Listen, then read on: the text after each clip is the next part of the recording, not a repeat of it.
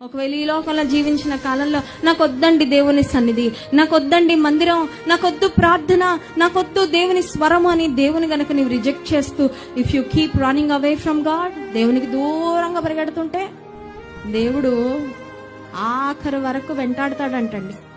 ఒక మనిషిని నరకపు అంచుల వరకు దేవుని ప్రేమ వెంటాడుతుందంట. వెనక్కిరా వెనక్కిరా వెనక్కిరా.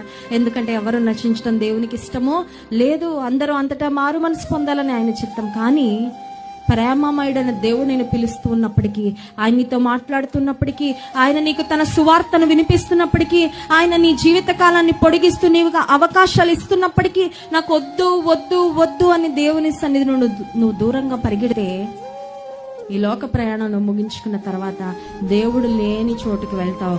అది నిత్య నరకము. ఈ లోకం అనేది this is a place to decide. నీవు నేను నిర్ణయం తీసుకోవాల్సిన స్థలము.